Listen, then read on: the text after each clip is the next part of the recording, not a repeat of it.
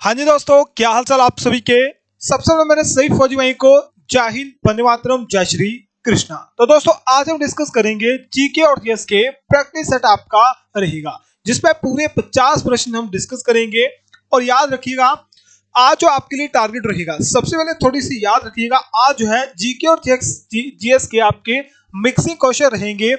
Top 50 most important question रहेंगे। याद रखिएगा आज के 50 क्वेश्चन में से 2 से 3 क्वेश्चन आपके एग्जाम में 100% पूछे जाएंगे, जिसमें आपके लिए जो आज एक प्रैक्टिस सेट रहेगा। बस आपको अपनी तैयारी बतानी है और कुछ क्वेश्चन को हम डिटेल में भी डिस्कस करेंगे। टारगेट आज सेट कर लेते हैं। टारगेट आज रहेगा 45 प्लस क्वेश्चन का। चलिए दोस्तों, विदाउट टाइम वेस्टिंग पहले क्वेश्चन की ओर बढ़ते हैं। पहला क्वेश्चन सुनिएगा, जनरल साइंस का सबसे पहला क्वेश्चन आपका रहेगा। पहला क्वेश्चन बोलता है, ध्यान से सुनिएगा, क्वेश्चन बोलता है कि उड़ते हुए विमान की ऊंचाई मापने के लिए किस यंत्र का प्रयोग किया जाता है? Which instrument is used to measure the height of a flying aircraft? Option आपके सुनिएगा, अल्टीमीटर, अमीटर, ऑडियोमीटर या फिर आपका एनीमोमीटर। चलिए दोस्तों, जल्दी से क्वेश्चन नंबर 1 का राइट आंसर बताइए। गुड मॉर्निंग सभी को। याद रखिएगा क्लास हमारी रिकॉर्डिंग है, तो सभी को याद रखिएगा, एक हमारी मॉर्निंग में क्लास होती है, एक आपकी शाम को 9 बजे क्लास होती है। जब भी जो टाइम लगता है उसे हम डिस्कस कर लेते हैं, उस क्लास को लेते हैं। यहां पर बिल्कुल सी दोस्तों इसका राइट आंसर क्या रहेगा? बिल्कुल सी क्या? अल्टीमीटर, ऑप्शन नंबर ए। जो भी दोस्त बता रहे हैं ऑप्शन नंबर ए इसका राइट रहेगा। उड़ते हुए विमानों को ऊंचाई मापने के लिए किसका उपयोग? बिल्कुल सी किसका? अल्टीमीटर का प्रयोग किया जाता है। मोस्ट इंपोर्टेंट क्वेश्चन है। अब ध्यान से ऑप्शन को सुनिएगा। ऑप्शन आपके सामने थे, अमीटर। अमीटर का प्रयोग क्या मापने के लिए किया जाता है? तो अमीटर का प्रयोग जो है विद्युत धारा, क्या? विद्युत धारा मापने के लिए किया जाता है। फिर आपका आता है ऑडियोमीटर। ऑडियोमीटर से क्या मापा जाता है? ध्वनि की तीव्रता किसके द्वारा? ऑडियोमीटर द्वारा मापी जाती है। एनीमोमीटर जो कि इंपोर्टेड है, ये हवा की गति, क्या? हवा की गति को मापने के लिए किसका इस्तेमाल किया जाता है? एनीमोमीटर का प्रयोग किया जाता है। इंग्लिश में भी आपको देखने को मिल जाएंगे। एक बार चेक कर लेते हैं आप सभी को सब कुछ सही दिख रहा है या नहीं दिख रहा है। चलिए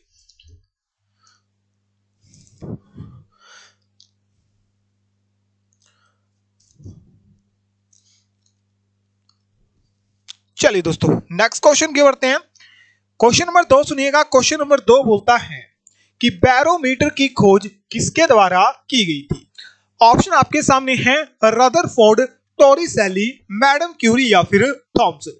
चलिए दोस्तों, जल्दी से क्वेश्चन नंबर 2 का राइट आंसर बताइए। इंपोर्टेंट क्वेश्चन है, who by was the barometer discovered? Barometer की खोज किसके द्वारा? बिल्कुल सी दोस्तों, बैरोमीटर की खोज किसके द्वारा करी गई थी? किसके द्वारा करी गई थी? बिल्कुल सही, किसके द्वारा करी गई थी? टॉरिसेली। किसके द्वारा? टॉरिसेली द्वारा करी गई थी। ऑप्शन नंबर बी जो भी बता रहे हैं बिल्कुल राइट आंसर आप बता रहे हो। चलिए आपको ऑप्शन सुनिएगा, ऑप्शन ध्यान से सुनिएगा। परमाणु के नाभिक की खोज और नाइट्रोजन की खोज किसके द्वारा? बिल्कुल सही, किसके द्वारा? रदरफोर्ड द्वारा करी गई थी। रेडियम की खोज किसके द्वारा? मैडम क्यूरी द्वारा रेडियम की खोज करी गई थी। इलेक्ट्रॉन की खोज, ठीक है, इलेक्ट्रॉन की खोज किसके द्वारा? जे थॉमसन द्वारा जो है इलेक्ट्रॉन की खोज आपकी करी गई थी। चलिए अब नेक्स्ट क्वेश्चन सुनिए। क्वेश्चन नंबर 3 आपके सामने क्वेश्चन है, यांत्रिक ऊर्जा को विद्युत ऊर्जा में डैश परिवर्तित करता है? Dash convert chemical energy into electric energy. Option है विद्युत जनरेटर, मोमबत्ती, माइक्रोफोन या फिर विद्युत बल्ब। इंपॉर्टेंट क्वेश्चन है, एग्जाम में पूछा गया क्वेश्चन है। जल्दी से क्वेश्चन नंबर 3 का राइट आंसर बताइए। यांत्रिक ऊर्जा को विद्युत ऊर्जा में बिल्कुल से कौन कन्वर्ट करता है? विद्युत जनरेटर या फिर विद्युत जनरेटर आपका कन्वर्ट करता है। ऑप्शन नंबर ए जो भी दोस्त बता रहे हैं बिल्कुल राइट आंसर आप बता रहे हो। अब ध्यान से सुनिएगा, थोड़ा सा क्वेश्चन इंपोर्टेंट है। जो विद्युत जनरेटर आपका होता है, ये यांत्रिक ऊर्जा को विद्युत ऊर्जा में कन्वर्ट करता है। इंपोर्टेंट है। फिर सुनिएगा, मोमबत्ती जो होती है ये रासायनिक ऊर्जा को किसमें? ऊष्मीय ऊर्जा में कन्वर्ट करती है। इंपोर्टेंट है। फिर माइक्रोफोन है, क्या है? माइक्रोफोन है। माइक्रोफोन जो होता है ये ध्वनि ऊर्जा को किसमें? विद्युत ऊर्जा में कन्वर्ट करता है। फिर आपका आता है विद्युत बल्ब। जो विद्युत बल्ब होता है किसे कन्वर्ट करता है? विद्युत ऊर्जा को ऊष्मीय ऊर्जा और किसमें? ऊष्मीय ऊर्जा के साथ साथ जो है प्रकाश ऊर्जा में भी कन्वर्ट करता है। मोस्ट इंपोर्टेंट क्वेश्चन है। चलिएगा अब नेक्स्ट क्वेश्चन सुनिए। क्या हुआ? माफ कीजिएगा दोस्तों, ठीक है, इसे सेट करता हूं। चलिए दोस्तों क्वेश्चन नंबर 4 देखिएगा। क्वेश्चन नंबर 4 आपका बोलता है निकिल क्रोमियम आयरन किसका मिश्रण होता है? Nickel chromium iron is a mixture of but. Option सुनिए, पीतल का, कांसा का, स्टेनलेस स्टील का या फिर जर्मन सिल्वर का। माफ कीजिएगा, जर्मन सिल्वर का। जल्दी से क्वेश्चन नंबर 4 का राइट आंसर बताइए। क्वेश्चन नंबर 4 का राइट आंसर क्या रहेगा? इंपॉर्टेंट क्वेश्चन है। निकल क्रोमियम आयरन जो होता है किसका मिश्रण होता है? बिल्कुल से दोस्तों किसका मिश्रण होता है? स्टेनलेस स्टील का मिश्रण होता है। ऑप्शन नंबर सी इसका राइट रहेगा। अब थोड़ा ध्यान सुनिएगा, आपके एग्जाम के लिए एक क्वेश्चन यहां से हर साल पूछा जाता है। पीतल किसका मिश्रण होता है? पीतल आपको पता है। तांबा और जस्ता किसका मिश्रण होता है? तांबा और जस्ता का मिश्रण होता है। कांसा पूछा जाए, कांसा यानी ब्रोंज जो आपका होता है किसका मिश्रण होता है? तांबा और टीन का मिश्रण होता है, ठीक है। और ब्रोंज मेडल जो है हर तीसरे स्थान के लिए दिया जाता है। अब ये याद रख लीजिएगा। स्टेनलेस स्टील जो होता है ये 3 का मिश्रण होता ही है, लोहा, क्रोमियम, निकल, और साथ में आपको कार्बन भी याद कर लेना, ये भी आपका इंपोर्टेड है। फिर आपका आता है जर्मन सिल्वर, मोस्ट इंपोर्टेड है। जर्मन सिल्वर में कॉपर का, जिंक का और निकल का इस्तेमाल किया जाता है। फिर आपका आता है निकल स्टील। निकल स्टील में लोहा और निकल का इस्तेमाल किया जाता है। ये भी आपके एग्जाम के लिए इंपोर्टेंट है। इसे भी इंपोर्टेंट मान लीजिएगा, ये भी इंपोर्टेंट है। ये सभी एग्जाम में आपके पूछे जा चुके हैं। चलिए पब्लिकेशन आप सभी के लिए जो है रीजनिंग की एक बहुत ही बढ़िया बुक लेके आया है, जिसमें हम बात करेंगे। ये बुक जो आप सभी के लिए, अगर आप किसी भी एग्जाम की तैयारी कर रहे हो, आर्मी, अग्निवीर के किसी की एग्जाम की, चाहे आप स्टेट लेवल की, चाहे एसएससी की एग्जाम की तैयारी कर रहे हो, तो रीजनिंग ऐसा सब्जेक्ट है जो हर एग्जाम में आपका पूछा जाता है। जिसे हम रीजनिंग के नाम से जानते हैं, पर हिंदी में आप जो है किसे सामान्य बुद्धि या फिर तर्क शक्ति आप कहते हैं। तो ये बुक जो है आप सभी के लिए जो मोस्ट इंपोर्टेंट रहने वाली है, और इस बुक का हम डिस्कस करेंगे कि इस बुक में आपको जो है 1800 से अधिक क्वेश्चन आपको मिलेंगे। कितने? 1800 से अधिक आपको क्वेश्चन मिलेंगे, जो कि आपके कहां पूछे गए हैं? जो कि आपके रेलवे में, एसएससी में, उत्तर प्रदेश के एग्जाम में और अदर एग्जाम में।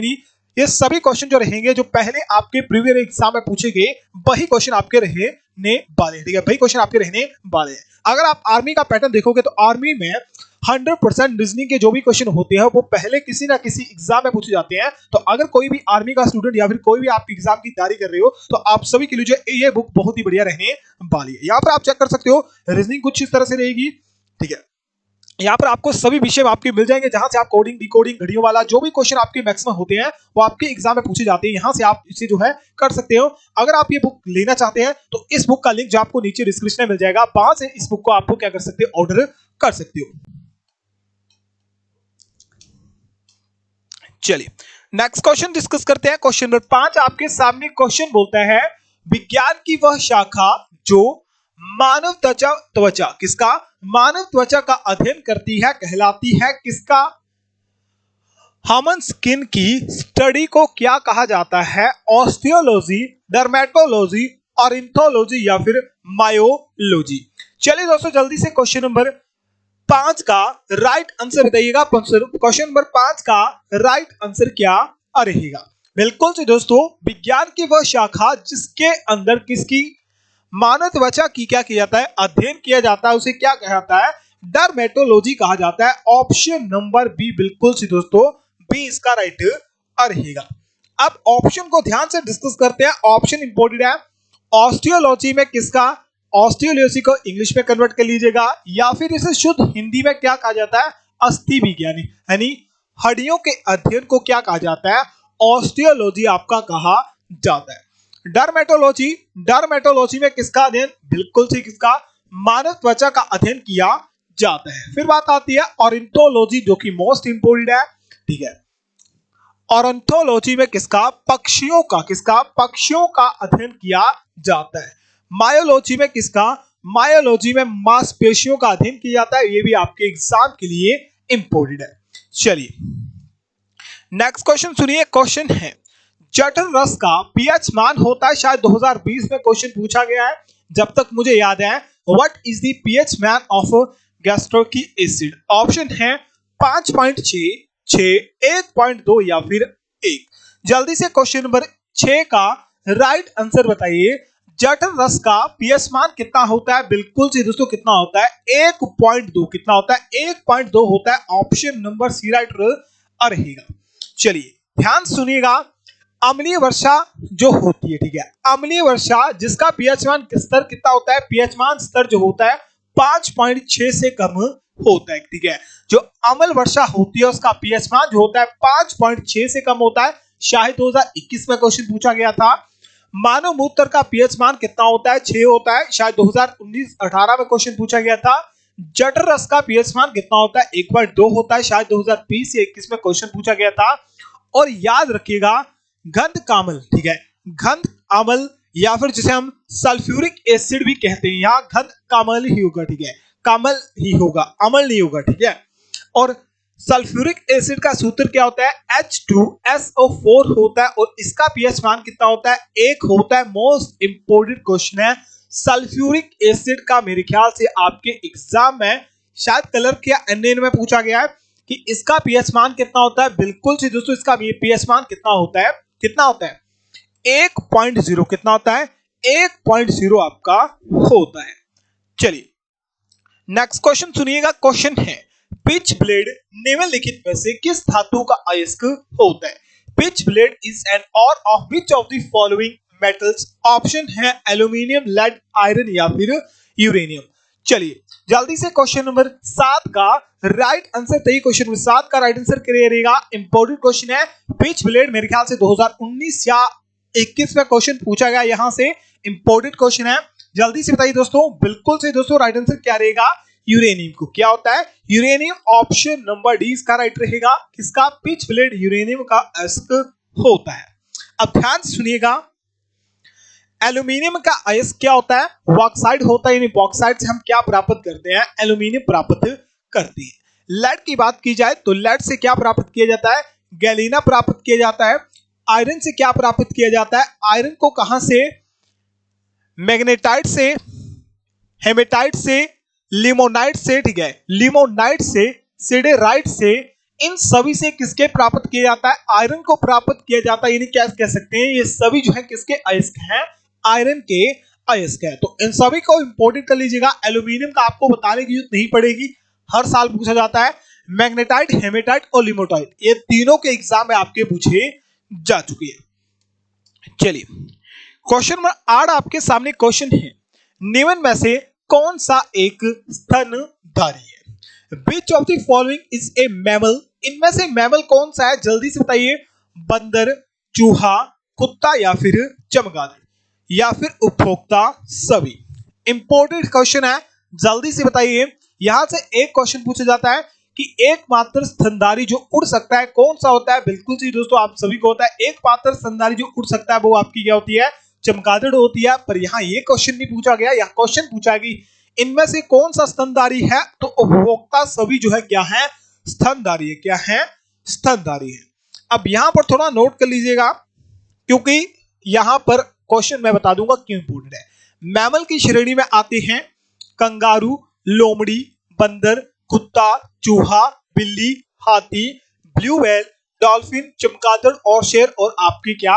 मानव भी। ठीक है, अब थोड़ा ध्यान से सुनिए। अगर बंदर आए तो मानव भी आएंगे, ठीक है, मैमल्स में। और इसीलिए क्वेश्चन इंपोर्टेंट है कि मानव जो है कितने में आते हैं? मानव आपके किस में आती है? मैमल में आती है। और कुछ क्वेश्चन इस तरह से पूछा जाता है कि मैमल के हृदय में कितने कोष्ठ होते हैं या फिर कितने चैम्बर होते हैं? 4 चैम्बर आपके होते हैं। चलिए क्वेश्चन नंबर 9 आपके सामने क्वेश्चन है। एक फ्लोरोसेंट ट्यूब के अंदर कौन सी गैस होती है? Which gas inside of fluorescent tube? Option है नियोन, ब्रोमीन, नाइट्रोजन या फिर हीलियम। अब ध्यान से देखो, नियोन आपकी और हीलियम, ये दोनों क्या हैं? ये दोनों की दोनों आपकी क्या हैं? नोबल गैसें हैं। और इनमें से कौन सी गैस फ्लोरोसेंट ट्यूब में पाई जाती है? बिल्कुल सी दोस्तों, कौन सी पाई जाती है? कौन सी? हीलियम आपकी बिल्कुल सही दोस्तों, ऑप्शन नंबर डी जो भी दोस्त बता रहे हैं हीलियम, ऑप्शन नंबर डी इसका राइट रहेगा। अब ध्यान से सुनिएगा, जो हमारा पीरियोडिक टेबल है उसमें ग्रुप 18 जो है ये किससे संबंधित है? आपकी नोबल गैसेस से संबंधित है, जिसमें आपकी पहली, दूसरी, तीसरी, चौथी, पांचवी और छठी। अब नोबल गैसेस 6 नहीं है, नोबल गैसेस 7 है, पर जो 6 आपको याद रखनी है इन सभी को याद रख लो। हीलियम, नियॉन, आर्गन, क्रिप्टॉन, जिग्नॉन या फिर रेडोन, ये सभी जो होती है आपकी क्या होती है? नोबल गैसेस होती हैं। और इन सभी के सिंबल याद रख लेने, क्योंकि इन सभी के सिंबल जो आपके एग्जाम में पूछे जाती हैं। चलिए नेक्स्ट क्वेश्चन करते हैं हम। क्वेश्चन नंबर 10 आपके सामने, माफ कीजिएगा। क्वेश्चन है मायोपिया में किस लेंस का प्रयोग किया जाता है? Which lens in used in myopia? अवतल लेंस का, उत्तल लेंस का, द्विफोक्सीय लेंस का या फिर बेलनाकार लेंस का? ये क्वेश्चन इंपॉर्टेंट है आपके एग्जाम के लिए। सबसे पहले मुझे बताइए कि मायोपिया को और किस नाम से, ठीक है, अदर किस नाम से जाना जाता है? और यहां राइट आंसर क्या रहेगा? बिल्कुल सही दोस्तों, मायोपिया के लिए किस लेंस का, अवतल लेंस का, किसका? अवतल यानी कन्वेव लेंस का प्रयोग किया जाता है। अब ऑप्शन को डिस्कस करते हैं, इंपॉर्टेंट क्वेश्चन है। अवतल लेंस के लिए या अवतल लेंस को क्या कहा जाता है? निक्त दृष्टि दोष भी कहा जाता है, जिसे हम क्या कहते हैं? जिसे हम मायोपिया भी कहते हैं, ठीक है, माफ कीजिएगा। अवतल लेंस के लिए किसका प्रयोग, या निक्त दृष्टि दोष या फिर मायोपिया के लिए किसका यूज करते हैं? अवतल लेंस का प्रयोग करते हैं। उत्तल लेंस का प्रयोग किसके लिए किया जाता है? दूरदृष्टि दोष, किसके लिए? दूरदृष्टि दोष या फिर हाइपरमेट्रोपिया के लिए किया जाता है। अब यहां सुनिएगा, यह भी इंपॉर्टेंट है, द्विफोक्सीय लेंस का प्रयोग जो है किसके लिए? बिल्कुल से किसके लिए? जरा दृष्टि दोष या फिर प्रेसबायोपिया के लिए किया जाता है। और बेलनाकार जो लेंस होता है उसका प्रयोग किसके लिए? बिल्कुल से किसके लिए? अविद्युक्ता, किसके लिए? अविद्युक्ता के लिए किया जाता है। बिल्कुल से दोस्तों, ऑप्शन देख लीजिएगा, ये सभी के सभी ऑप्शन आपके एग्जाम के लिए मोस्ट इंपॉर्टेंट है। चलिए नेक्स्ट क्वेश्चन सुनिए, विटामिन डी का वैज्ञानिक नाम क्या है? अगर आपने रात वाला मॉडल टेस्ट पेपर देखा होगा उसमें मैंने बताया भी है, थोड़ी डिटेल में बताया था कौन कौन सा रोग विटामिन डी से होता है और विटामिन डी से कौन सी आपका रोग होता है, और ये कौन से, ठीक है, कहां से प्राप्त होता है? ये हमें सूर्य से, ये हमें मैक्सिमम जो है कहां से प्राप्त होता है? सूर्य से प्राप्त होता है, ये भी याद रखिएगा।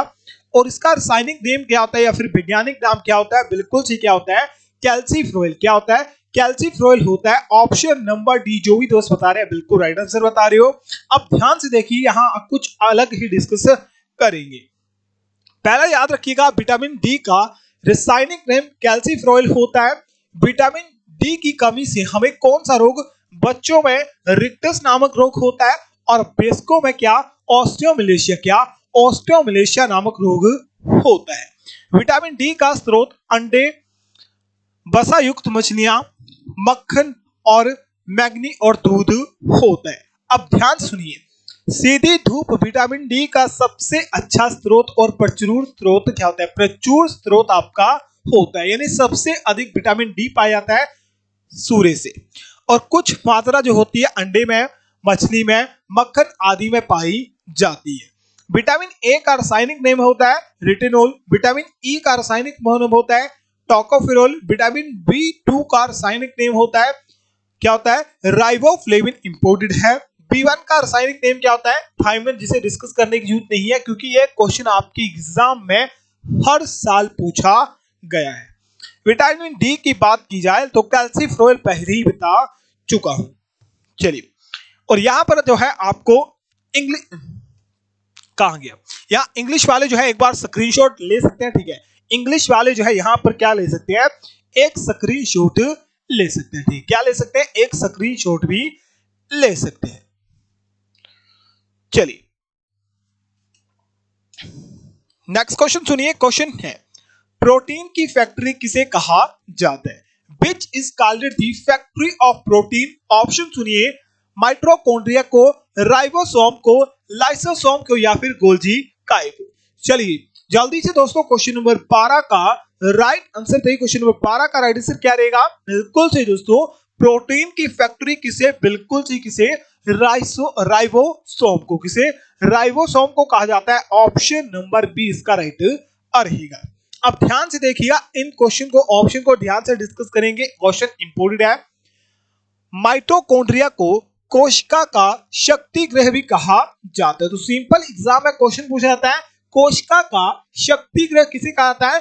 माइटोकॉन्ड्रिया को कहा जाता है। राइबोसोम डिस्कस कर चुके हैं। राइबोसोम को प्रोटीन की फैक्ट्री के नाम से जाना जाता है। लाइसोसोम ले लीजिएगा, लाइसोसोम को कोशिका की आत्मघाती थैली कहा जाता है और कोशिका का बॉडीगार्ड भी कहा जाता है। तो लाइसोसोम को क्या कहा जाता है? आत्मघाती थैली, और साथ में कोशिका का वो बॉडीगार्ड, क्या, कोशिका का बॉडीगार्ड किसे कहता है? लाइसोसोम को कहा जाता है। अब गोल्जी काय सुनिएगा, गोल्जी काय को कोशिका का ट्रैफिक पुलिस क्या कहता है? कोशिका का ट्रैफिक पुलिस किसे कहता है? गोल्जी काय को कहा जाता है। चलिए क्वेश्चन नंबर 13 आपके सामने क्वेश्चन है, नेत्रदान में आंखों के निम्नलिखित भागों में से किसका उपयोग किया जाता है? चलिए जल्दी से क्वेश्चन नंबर 13 का राइट आंसर बताइए। क्वेश्चन नंबर 30 का राइट आंसर क्या रहेगा? नेत्रदान में, ठीक है, नेत्रदान में किसका प्रयोग किया जाता है? बिल्कुल से दोस्तों, नेत्रदान में किसका? कॉर्निया का, किसका? कॉर्निया का प्रयोग किया जाता है। ऑप्शन नंबर सी राइट होगा। चलिए नेक्स्ट क्वेश्चन सुनिए, क्वेश्चन है, पेरिस्कोप किस सिद्धांत पर कार्य करता है? जो पेरिस्कोप होता है, ठीक है, जो पेरिस्कोप होता है ये किस प्रिंसिपल पर वर्क करता है? विवर्तन के, परावर्तन और व्यक्तीकरण के, परावर्तन और अपवर्तन के, या फिर केवल अपवर्तन के काम पर करता है? चलिए मेरे ख्याल से हाँ ये थोड़ा चेंज नहीं हुआ, ठीक है। जो पेरिस्कोप होता है किस सिद्धांत पर कार्य करता है? ये केवल जो है, ठीक है, ये केवल जो है परावर्तन के, यानी किसका निर्भर करता है? रिफ्लेक्शन के, किसके? रिफ्लेक्शन के सिद्धांत पर कार्य करता है। ऑप्शन नंबर सी राइट होगा। चलिए अब यहां पर सुनिएगा, यहां पर भी थोड़ा, यहाँ सिद्धांत जो है, ठीक है, पेरिस्कोप जो है परावर्तन के सिद्धांत पर कार्य करता है, बिल्कुल से चेंज हो चुका है, ठीक है, इसे डिस्कस नहीं करेंगे। फिर आता है तारों का टिमटिमाना, ठीक है, ये तारों का टिमटिमाना जो होता है किसके कारण होता है? ये प्रकाश के अपवर्तन के कारण होता है। सूर्य उदय से पहले एवं सूर्य अस्त के बाद सूर्य दिखाई देता है, ये किस कारण दिखाई देता है?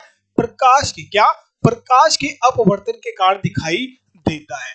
हीरे का चमकना, रेगिस्तान में मृचिका का दिखाई देना या बनना, ये किसके कारण होता है? ये होता है पूर्ण आंतरिक परावर्तन, या फिर जिसे हम क्या कहते हैं? टोटल इंटरनल रिफ्लेक्शन भी कहते हैं। यहां पर नोट कर लीजिएगा, ये सभी के सभी आपके एग्जाम के लिए इंपोर्टेंट हैं और एग्जाम में पूछे जाते हैं। चलिए नेक्स्ट क्वेश्चन सुनिए, क्वेश्चन है, सोडियम का रासायनिक सूत्र होता है। The chemical formula of sodium is CaHgNa या फिर Al। चलिए जल्दी से क्वेश्चन नंबर 15 का दोस्तों राइट आंसर बताइए। क्वेश्चन नंबर 15 का राइट आंसर क्या रहेगा? बिल्कुल दोस्तों, क्या, Na जो होता है किसका सूत्र होता है? सोडियम का सूत्र होता है। ऑप्शन नंबर सी इसका राइट होगा। चलिए अब यहां सुन लीजिएगा, आपको ज्यादा बताने की जरूरत नहीं पड़ेगी। Ca जो होता है किसका? कैल्शियम का होता है। Hg बताने की जरूरत नहीं पड़ेगी, मोस्ट इंपोर्टेंट है। पारे का क्या होता है? सूत्र होता है। Al सभी को पता है किसका? एल्यूमिनियम का, माफ कीजिए, एल्यूमिनियम क्या होता है? एल्यूमिनियम का सूत्र होता है।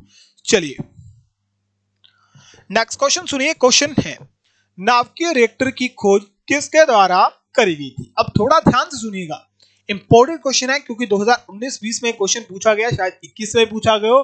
न्यूक्लियर रिएक्टर डिस्कवर किया गया था इनमें से किसके द्वारा? Enrico Fermi, Archimedes, Rudolf Diesel या फिर माइकल फैराडे।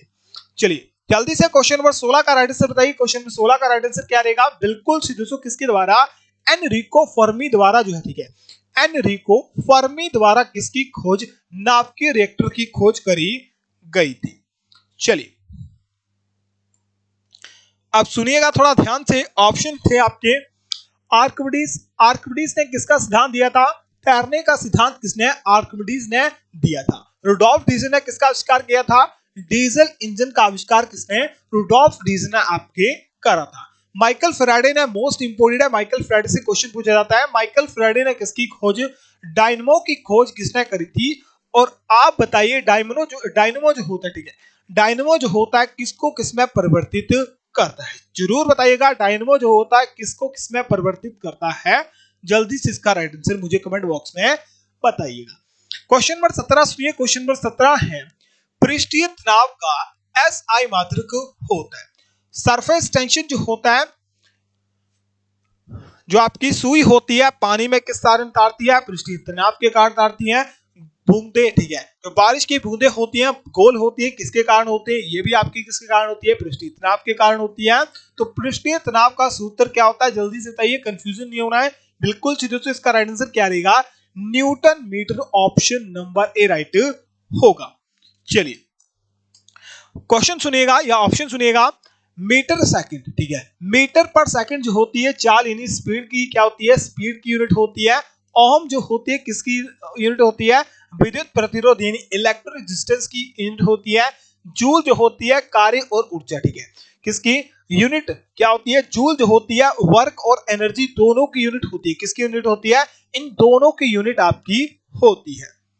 चलिए नेक्स्ट क्वेश्चन सुनिए, नेक्स्ट क्वेश्चन है बर्फ का गलना क्या होता है, what is the melting point of ice, ice का मेल्टिंग पॉइंट होता है 27 डिग्री, हाँ 37 डिग्री, 4 डिग्री, 0 डिग्री या फिर 100 डिग्री सेल्सियस।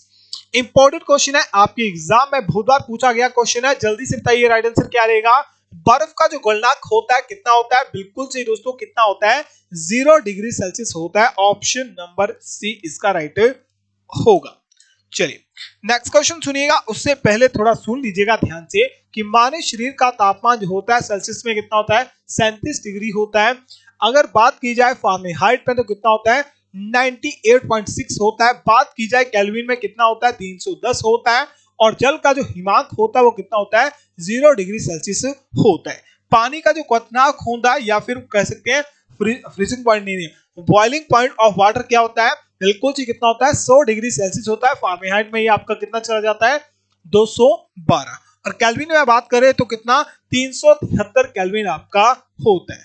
और जल का जो घनत्व होता है, जो कि मोस्ट इंपोर्टेंट क्वेश्चन है, जो हर साल क्वेश्चन पूछा जाता है, जल का घनत्व अधिकतम होता है कितने पर, 4 डिग्री सेल्सियस पर होता है। बिल्कुल सी दोस्तों, ये क्वेश्चन भी आपके एग्जाम के लिए मोस्ट इंपोर्टेंट है।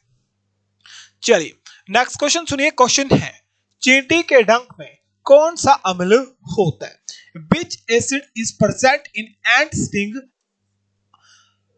चींटी के डंक में होता है मेथनोइक अम्ल, जिसे हम फॉर्मिक अम्ल भी कहते हैं, क्या कहते हैं, फॉर्मिक अम्ल भी कहते हैं, ऑक्सैलिक अम्ल, लैक्टिक अम्ल या फिर सिट्रिक अम्ल।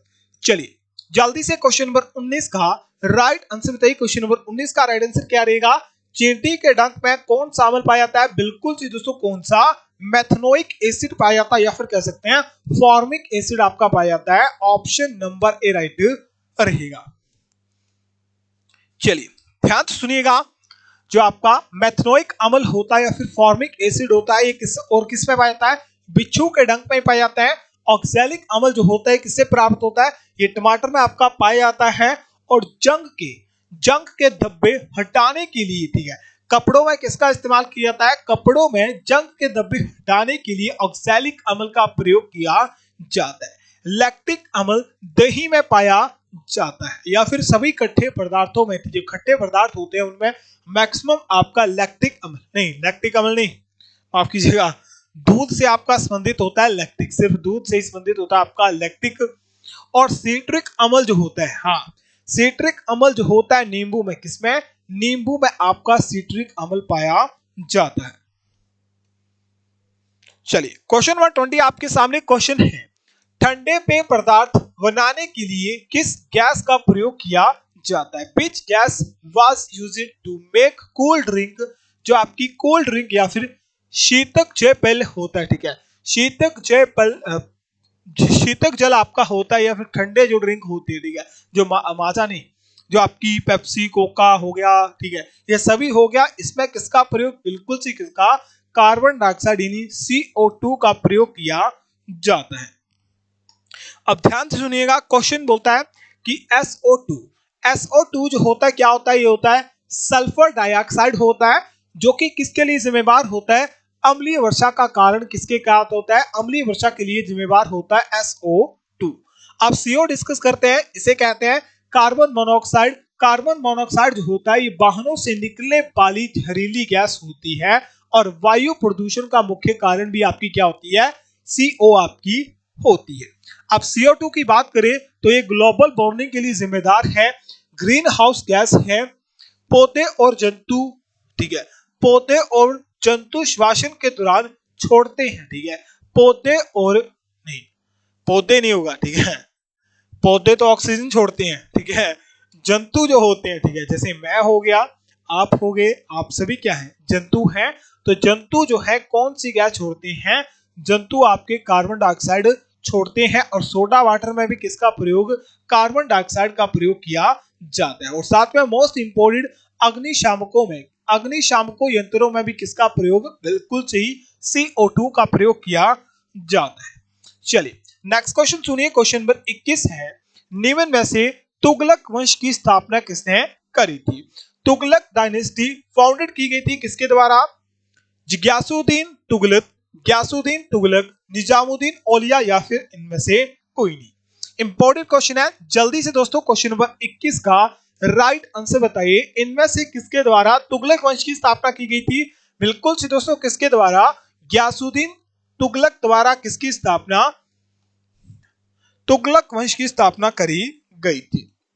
चलिए नेक्स्ट क्वेश्चन है, मोहम्मद बिन तुगलक का वास्तविक नाम क्या था। इंपॉर्टेंट क्वेश्चन है, मोहम्मद बिन तुगलक का रियल नेम था जोना खां, गाजी मलिक, तुगलक गाजी या फिर जोना गाजी। इंपॉर्टेंट क्वेश्चन है, जल्दी से क्वेश्चन नंबर 22 का राइट आंसर बताइएगा, मोहम्मद बिन तुगलक का वास्तविक नाम से किस नाम से जाना जाता था, बिल्कुल से दोस्तों किस नाम से, जोना खां के नाम से जाना जाता था। ऑप्शन नंबर ए जो भी दोस्त बता रहे हैं बिल्कुल राइट आंसर आप बता रहे हो। चलिए नेक्स्ट क्वेश्चन सुनिए, क्वेश्चन है, क्वेश्चन बोलता है 1333 एडी में इब्न बतूता किसके शासनकाल में भारत आया था। 1333 AD during the whose reign Ibn Battuta come to India. Option है मोहम्मद बिन तुगलक, गियासुद्दीन तुगलक या फिर निजामुद्दीन औलिया। चलिए जल्दी से क्वेश्चन नंबर 23 का राइट आंसर बताइए। इब्न बतूता से आपके एग्जाम में पहले भी क्वेश्चन पूछे गए हैं, अब भी पूछे जाएंगे, तो जल्दी से इसका राइट आंसर 23 का राइट आंसर क्या रहेगा, इब्न बतूता जो है किसके शासनकाल में भारत आया था, बिल्कुल से दोस्तों किसके, मोहम्मद बिन तुगलक के काल में, किसके, मोहम्मद बिन तुगलक के काल में आया था। ऑप्शन नंबर ए राइट होगा। चलिए नेक्स्ट क्वेश्चन, क्वेश्चन नंबर 24 बोलता है कि सैयद वंश की स्थापना किसने करी थी। Who founded the Syed dynasty. Option है फरीद खां, खिजर खां, अलाउद्दीन आलम शाह या फिर इनमें से कोई नहीं। चलिए दोस्तों जल्दी से क्वेश्चन नंबर 24 का राइट आंसर बताइएगा, सैयद वंश की स्थापना किसके द्वारा करी गई थी। बिल्कुल से दोस्तों किसके द्वारा करी गई थी, क्या रहेगा, खिजर खां। किसके द्वारा, खिजर खां द्वारा जो है किसकी स्थापना, सैयद वंश की स्थापना करी गई थी। चलिए नेक्स्ट क्वेश्चन सुनिए, क्वेश्चन नंबर 25 है, इनमें से किसके द्वारा लोधी वंश की स्थापना करी गई थी। लोधी डायनेस्टी जो है ये फाउंडेड यानी फिर इसका फाउंडेड हुई थी या फिर इसकी स्थापना हुई थी सिकंदर लोधी द्वारा, इब्राहिम लोधी द्वारा, बहलोल लोधी द्वारा या फिर इनमें से कोई नहीं। ये तीन ही शासक हैं जो आपके, ठीक है, ये तीन ही शासक हैं जिनसे लोधी वंश से, ठीक है, क्या होता है कि लोधी वंश से आपका एग्जाम में क्वेश्चन, ठीक है, क्या लोधी वंश से आपके एग्जाम में यहां से क्वेश्चन पूछा जाता है। इंपॉर्टेंट क्वेश्चन है बिल्कुल सी दोस्तों, लोधी वंश की स्थापना किसके द्वारा, बिल्कुल से किसके द्वारा, बहलोल लोधी द्वारा करी गई थी। ऑप्शन नंबर सी भी जो दोस्त बता रहे हैं बिल्कुल से राइट आंसर आप बता रहे हो। चलिए नेक्स्ट क्वेश्चन सुनिए, क्वेश्चन है 1504 ईस्वी में आगरा शहर की नींव किसने रखी थी। इंपॉर्टेंट क्वेश्चन है, who laid the foundation of Agra city in 1504, Sikandar Lodhi, Ibrahim Lodhi, Bahlol Lodhi या फिर फरीद खां। चलिए दोस्तों जल्दी से क्वेश्चन नंबर 26 का राइट आंसर बताइए। क्वेश्चन नंबर 26 का राइट आंसर क्या रहेगा? बिल्कुल सी दोस्तों, किसके द्वारा आगरा शहर की नींव रखी गई थी? किसके द्वारा? बिल्कुल से किसके द्वारा? सिकंदर लोधी द्वारा जो है 1504 में आगरा शहर की नींव या फिर इसकी स्थापना करी गई थी। नेक्स्ट क्वेश्चन सुनिए, लोधी वंश का अंतिम शासक कौन था? Who was the last ruler of Lodhi dynasty? Sikandar Lodhi, Ibrahim Lodhi, Bahlol Lodhi या फिर फरीद खां? ये लास्ट क्वेश्चन है लोधी वंश से जो क्वेश्चन पूछा जाता है, क्योंकि यही 3 से 4 इंपोर्टेंट क्वेश्चन आपके एग्जाम में यहां से पूछे जाते हैं। तो लोधी वंश की अंतिम कौन था? बिल्कुल से कौन था? इब्राहिम लोधी था। अब बात आने की जरूरत मुझे नहीं लगता पड़ेगी। 1526 पानीपत का पहला युद्ध, जिसमें बाबर ने किसे हराया था? इब्राहिम लोधी की को हराया था। चलिए क्वेश्चन नंबर 28 है, तारीख ए फिरोज शाही के लेखक कौन है? Who is the author of तारीख ए फिरोज शाही? ऑप्शन सुनिएगा, सिराज अफीफ, गयासुद्दीन वर्नी, ख्वाजा अब्दुल समद ईसानी या फिर सिराजुद्दीन अली यजदी। चलिए जल्दी से क्वेश्चन नंबर 28 का राइट आंसर बताइए। इनमें से किसके द्वारा जो है तारीख ए फिरोज शाही की स्थापना या फिर किसके द्वारा जो है तारीख ए फिरोज शाही की क्या करी गई थी? रचना करी गई थी। बिल्कुल सी दोस्तों, किसके द्वारा? गयासुद्दीन, क्या जिज्ञासुद्दीन, माफ कीजिएगा, जिज्ञासुद्दीन या जियादुद्दीन द्वारा जो है, बर्नी द्वारा जो है इसकी स्थापना करी गई थी। ऑप्शन नंबर बी राइट होगा। चलिए नेक्स्ट क्वेश्चन सुनिए, क्वेश्चन नंबर 29 है, तहकीक ए हिंद किसके द्वारा लिखी गई थी? Tahqiq e Hind was written by, option है अलबरूनी, इब्न बतूता, बाबर या फिर अकबर। इंपॉर्टेंट क्वेश्चन है, जल्दी से बताइएगा। क्वेश्चन नंबर 29 का राइट आंसर क्या रहेगा?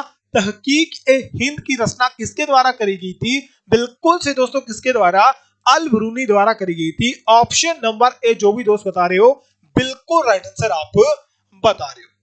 चलिए नेक्स्ट क्वेश्चन सुनिए, क्वेश्चन है, तुगलकनामा डैश द्वारा लिखा गया था? मोस्ट इंपोर्टेंट क्वेश्चन है, क्वेश्चन को नोट कर लीजिएगा, क्वेश्चन को याद कर लीजिएगा। तुगलकनामा की रचना किसके द्वारा? बिल्कुल से दोस्तों, किसके द्वारा? अमीर खुसरो। किसके द्वारा? अमीर खुसरो द्वारा जो है किसकी स्थापना करी गई थी या फिर किसकी रचना करी गई थी? तुगलकनामा की रचना करी गई थी। चलिए अब यहां से सुनिएगा, गीत गोविंद के लेखक कौन है? Who is the author of गीत गोविंद? ऑप्शन आपके सामने है, जयदेव, कृष्णदेव राय, विज्ञानेश्वर या फिर चंद्र दाई। चलिए जल्दी से क्वेश्चन नंबर 31 का राइट आंसर बताइए। गीत गोविंद की रचना किसने करी थी? बिल्कुल से दोस्तों, किसके द्वारा? जयदेव द्वारा जो है गीत गोविंद की रचना करी गई थी।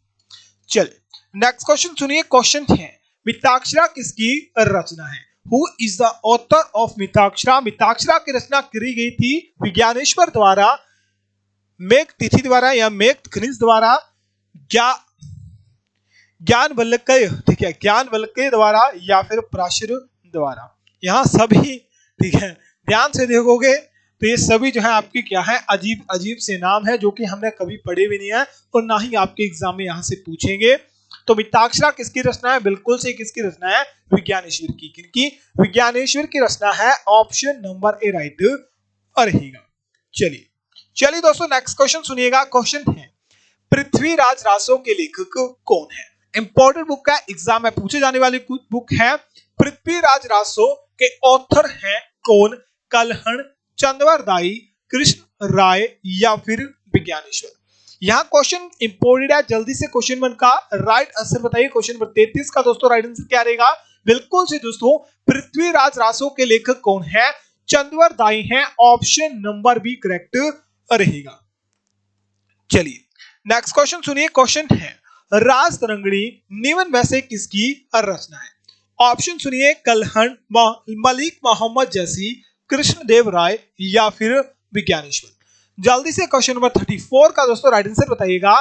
रास तरंगिणी के लेखक कौन है? बिल्कुल से दोस्तों, रास तरंगिणी की रचना किसने करी थी? कलहण द्वारा करी गई थी। ऑप्शन नंबर ए राइट रहेगा। चलिए नेक्स्ट क्वेश्चन 35 क्वेश्चन है, पद्मावत के रचनाकार कौन है? पद्मावत के ऑथर हैं कौन है? कलहण, मलिक मोहम्मद जैसी, कृष्णदेव राय या फिर विज्ञानेश्वर। अब यहां पर क्वेश्चन का टाइम वेस्ट नहीं करूंगा, इंपॉर्टेंट क्वेश्चन आपकी एग्जाम के लिए। पद्मावत की रचना किसके द्वारा? बिल्कुल किसके द्वारा? मलिक मोहम्मद जैसी द्वारा करी गई थी। ऑप्शन नंबर बी राइट होगा।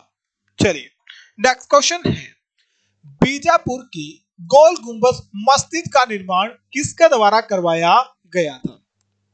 Who built the गोल गुंबद मस्जिद ऑफ बीजापुर? सबसे पहले क्वेश्चन इंपॉर्टेंट है कि गोल गुंबद कहां स्थित है?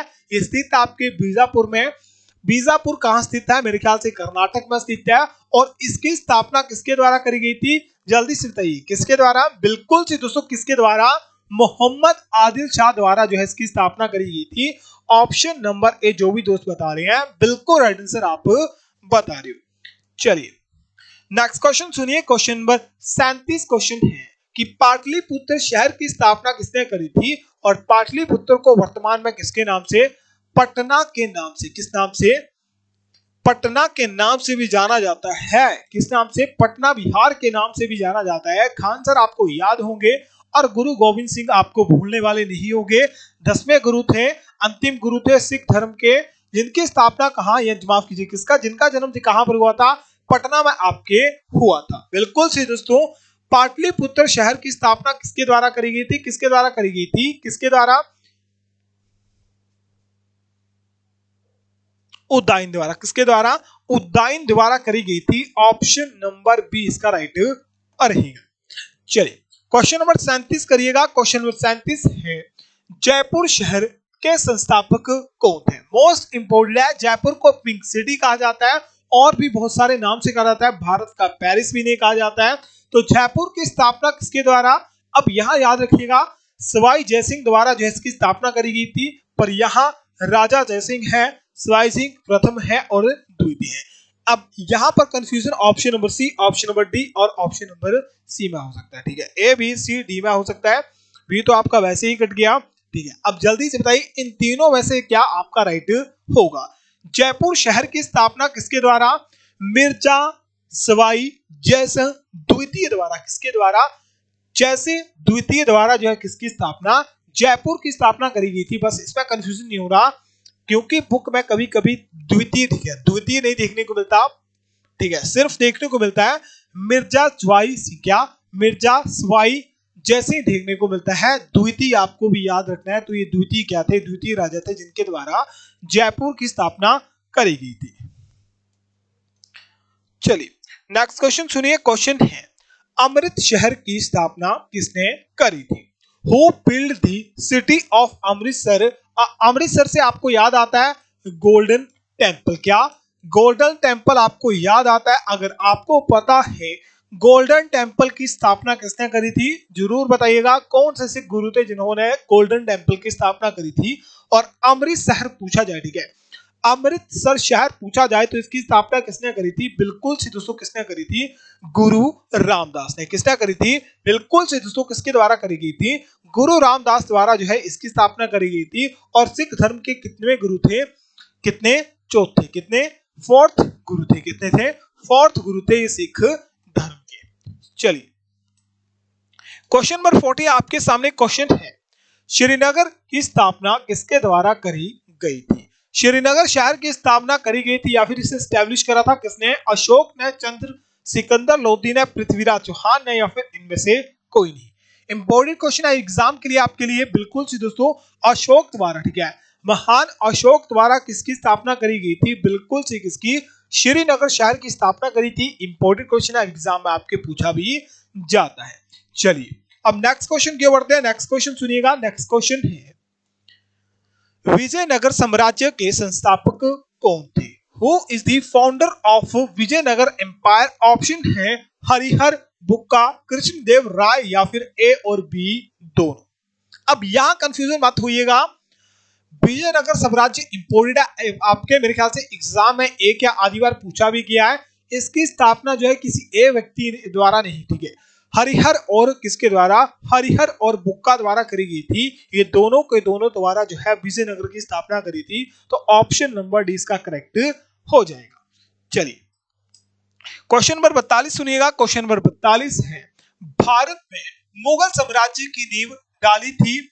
Who laid the foundation of the Mughal Empire in?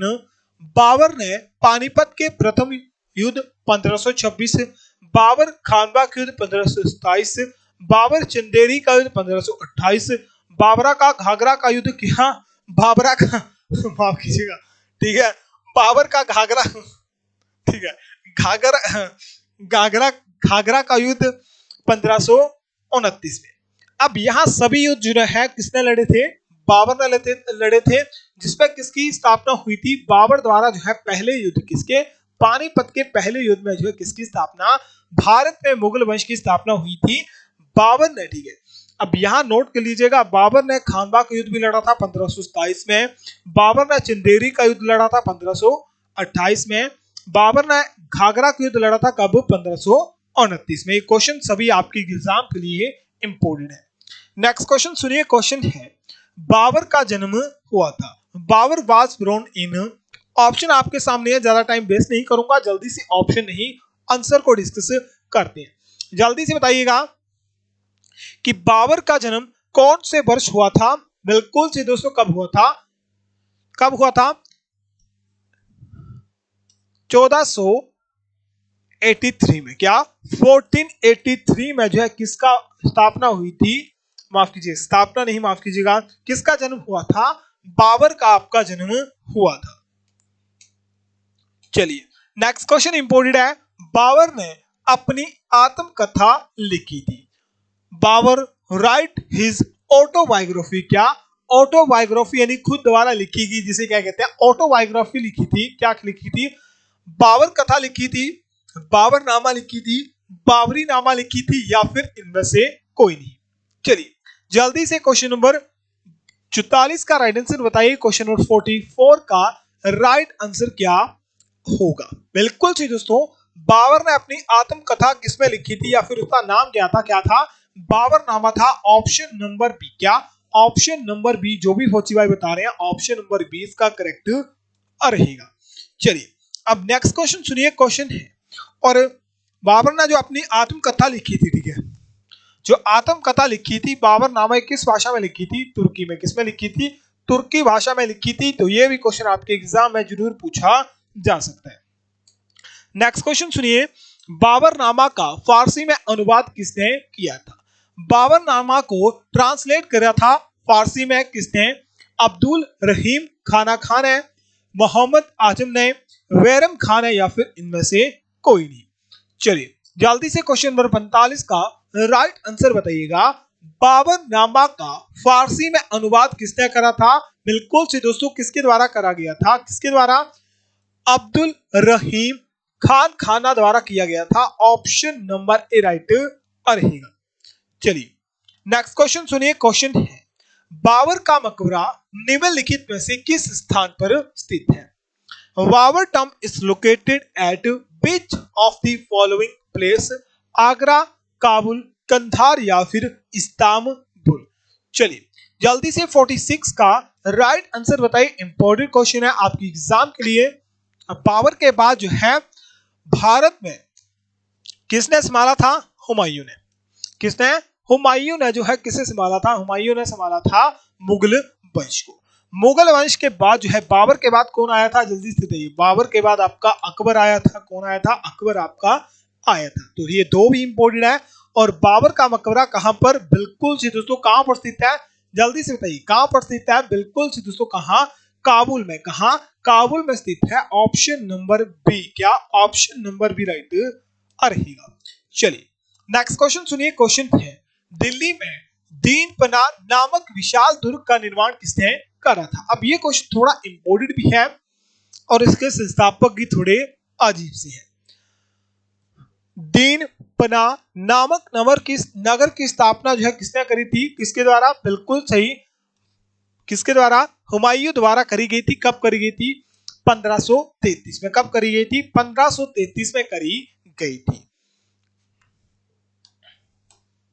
चलिए नेक्स्ट क्वेश्चन है, क्वेश्चन बोलता है कि चौसा का युद्ध जो कब हुआ था? 26 जून 1539 को हुआ था, जिसमें हुमायूं पराजित हुआ था। यानी हुमायूं किससे हरा था, किसके युद्ध में, चौसा के युद्ध में जो कि 1539 में हुआ था। शेर खां द्वारा, शेरशाह सूरी द्वारा, फरीद खां द्वारा या फिर ए और बी द्वारा। चौसा के युद्ध में हुमायूं किससे हारा था, शेरशाह सूरी द्वारा हारा था और शेरशाह सूरी का दूसरा नाम क्या था, शेर खां था। क्या था, शेर खां था। तो ऑप्शन नंबर ए और बी दोनों ही करेक्ट होंगे, यानी ऑप्शन नंबर डी इसे करेक्ट कर लीजिएगा। चलिए नेक्स्ट क्वेश्चन सुनिए। क्वेश्चन है कनौज का युद्ध जिसे क्या कहा जाता है, जिसे विलग्राम युद्ध भी कहा जाता है या विलग्राम की लड़ाई भी कहा जाता है, ये कब हुआ था। ऑप्शन आपके सामने है, जल्दी से आंसर को डिस्कस करेंगे। 1540 में कनौज का युद्ध हुआ था शेरशाह सूरी और हुमायूं के बीच, जिसमें कौन हारा था, हुमायूं आपका हारा था। और पूरा मुगल साम्राज्य जो है किसका हो गया था, शेरशाह सूरी का आपका हो गया था। और इसका जो है ठीक है, और ये युद्ध जो है या फिर बिलग्राम का युद्ध जो है कब हुआ था, कब हुआ था, 17 मई 1540 में। बिल्कुल सी दोस्तों कब हुआ था, 17 मई 1540 में ये युद्ध हुआ था। लास्ट क्वेश्चन सुनिएगा, क्वेश्चन इंपोर्टेंट आपके एग्जाम के लिए। उस शासक का नाम बताइए जिसने ग्रांट ट्रक रोड का निर्माण करवाया था, जिसे हम शॉर्ट फॉर्म में जीटी रोड क्या कहते हैं, जीटी रोड भी कहते हैं। बिल्कुल सी दोस्तों, जीटी रोड का निर्माण किसने, शेरशाह यानी शेरशाह सूरी द्वारा किया गया था। ऑप्शन नंबर सी बिल्कुल सी दोस्तों, सी इसका करेक्ट होगा। दोस्तों जल्दी से बताइएगा 50 में से कितने क्वेश्चन आपके राइट थे। आज बहुत सारे क्वेश्चन हमने डिटेल में डिस्कस करे थे। मैक्सिमम आपके साइंस के जितने भी क्वेश्चन थे उन्हें हमने डिटेल में डिस्कस करा था, क्योंकि साइंस के क्वेश्चन में बहुत ही कम करवाए थे, तो उसे जो है ज्यादा डिटेल में डिस्कस करना और आपके एग्जाम के लिए और अच्छे से तैयारी करवाने के लिए जो है उन सभी क्वेश्चन को मैंने डिटेल में डिस्कस करा था। चलिए दोस्तों, सेशन पसंद आया हो तो सेशन को जरूर लाइक करिएगा, सेशन को शेयर करिएगा। चलिए दोस्तों, मिलते हैं एक और शानदार वीडियो में। तब तक के लिए अपना ख्याल रखिए, अपने घर वालों का ख्याल रखिए। जय हिंद, जय भारत।